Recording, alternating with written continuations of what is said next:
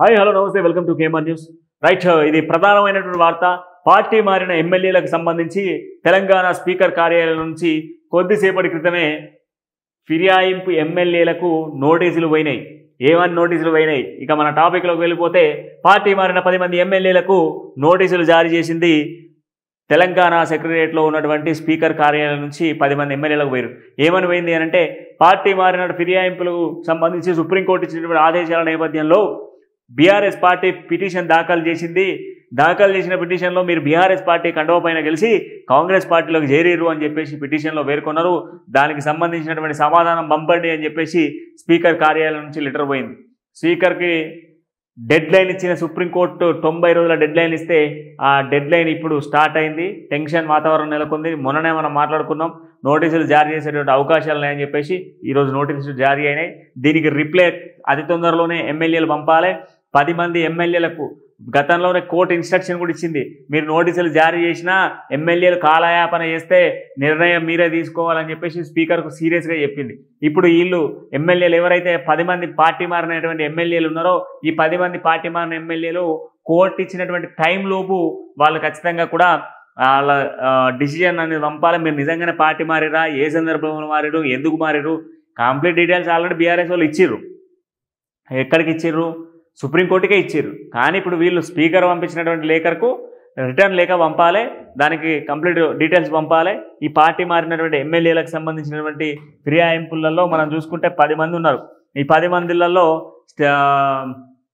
Khairatabad MLA Danam Nagender, station Ghanpur MLA Kadiyam Srihari, అదేవిధంగా Bhadrachalam MLA తెల్ల వెంకట్రావు, దాంతోపాటుగా చేవెళ్ళ ఎమ్మెల్యే కాల యాదయ్య, అదేవిధంగా పటాన్ చెరువు ఎమ్మెల్యే కూడా మైపాల్ రెడ్డి, మనం చూసుకుంటే రాజేంద్ర నగర్ ఎమ్మెల్యే ప్రకాష్ గౌడ్, అండ్ దాంతోపాటుగా మనం చూసుకుంటే బాన్సువాడ పోచారం శ్రీనివాసరెడ్డి, దాంతోపాటుగా మనం చూసుకుంటే షేర్లింగంపల్లి అలకపూరి గాంధీ, భద్రాచలంకు సంబంధించి గజ్వేల్కు సంబంధించి కృష్ణమోహన్ రెడ్డి.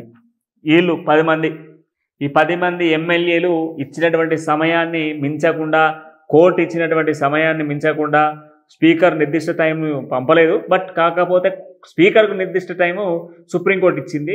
సుప్రీంకోర్టు ఇచ్చినటువంటి నిర్ణయం మేరకు, తీర్పు మేరకు స్పీకర్ అయితే వేగవంతంగా పనిచేస్తున్నట్టే అనిపిస్తూ ఉంది. కొంచెం కాలయాపన జరిగినా కూడా కొంత టైంకి అయితే పంపిస్తున్న ప్రయత్నం అయితే కొనసాగుతూ ఉన్నది. ఏదేమైనా ఇచ్చినటువంటి నోటీసులకు ఈ 10 మంది ఎమ్మెల్యేలు ఖచ్చితంగా కూడా ఇవ్వాల్సిన సిచ్యువేషన్స్ అయితే ఉన్నాయి. దీంట్లో ప్రధానంగా ఒక 3 నియోజకవర్గాల్లో మాత్రం ఉప ఎన్నిక ఖాయం అన్నటువంటి చర్యలు అయితే వినబడుతున్నాయి. దీంట్లో ప్రధానంగా ఏంది అని అంటే, స్టేషన్ గన్పూరు, దాంతోపాటుగా ఖైరతాబాదు, దాంతోపాటుగా భద్రాచలం, ఈ 3 నియోజకవర్గాలకు సంబంధించి సీరియస్గానే కాంగ్రెస్ పార్టీ యాక్షన్ తీసుకునేటువంటి అవకాశాలు కనబడతా ఉన్నాయి. ఈ మూడు ప్రాంతాలకు సంబంధించిన ఎమ్మెల్యేలు కూడా కొంత సైలెంట్గానే కనబడుతున్నారు. ఈ ముగ్గురికి నోటీసులు అంటే కంప్లీట్గా ఈ 10 మందికి నోటీసులు పోయినాయి. ఈ 10 మందికి పోయినటువంటి నోటీసుల నేపథ్యంలో వీళ్ళ నిర్ణయం ఏ విధంగా ఉండబోతుంది, వీళ్ళు ఏం సమాధానం పంపించబోతున్నారు అనేది కూడా కొంత ఆసక్తి నెలకొన్న సిచ్యువేషన్సే కనబడతా ఉన్నాయి.